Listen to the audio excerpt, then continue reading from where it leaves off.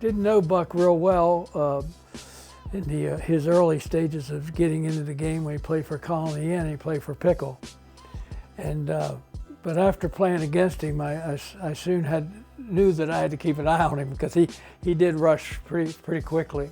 And then the next year or so, Pickle and I merged our teams together, and I got to know Buck real well from practice more than in the games, because I didn't run the defense, Pickle did. And he just put heat on me all the time. I mean, it made my game faster and better, but he was a guy that I just sit there, I said, man, I said, you're gonna make our defense look awfully good, and he did. He was the kind of guy that you'd like to have, not only on your team, but if you was in the military, you'd like him to be your leader. He was an Eagle Scout. He's that kind of guy, you know, and what a leader. And when I had the Colony Inn team, I had all these real young guys, and Buck was the older guy, and they looked up to him so much. Buck Smith, defensive line, Midtown. I ran into a schoolmate after I returned from Vietnam, and he said, you ought to go out and play a little football. And at that time, I needed to play.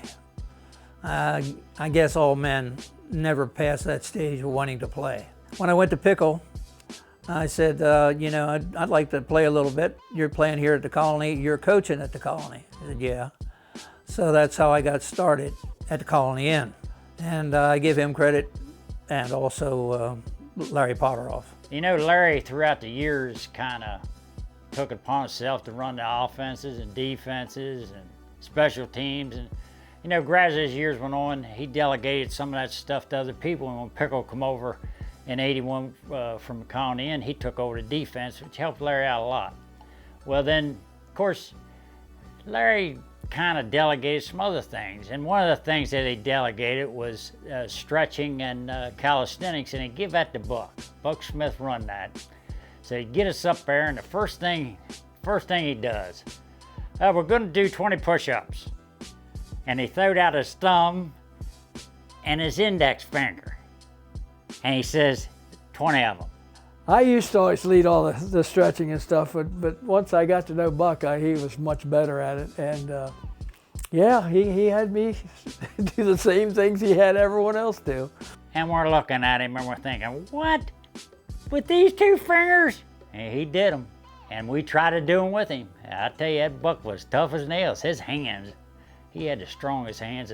He'd end up doing them one-handed and everything. And you know, of course, none of us could stay with him. I mean, he was just that much stronger. They didn't like the fingertip push-ups. They didn't like the waybacks. They didn't like the this, and they didn't like that. They didn't like the sit-up. They didn't like to do this. And they all whined like little girls, but it was what it was. So we did get it done. The Midtown showed up to practice, and that made a big difference in the way we played on game day. Started playing for him. First year I ever played with Old Colony Inn. Pickle had the team. Buck was the defensive lineman for us.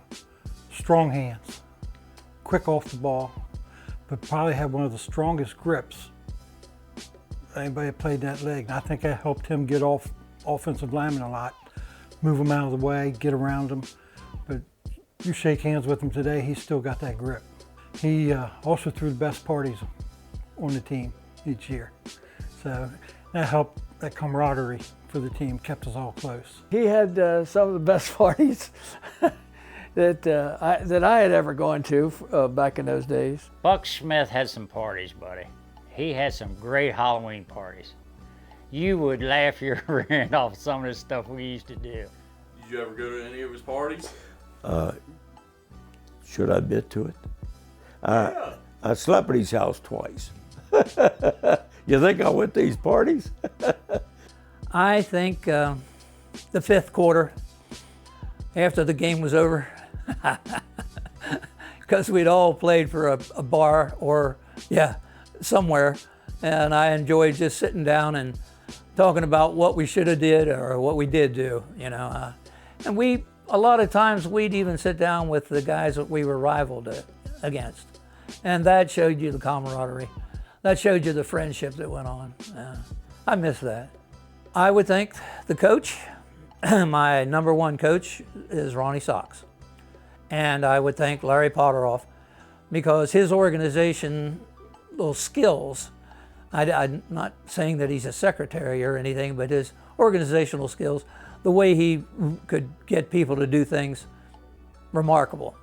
And that made the difference in the team. And you can't have a team without being a team.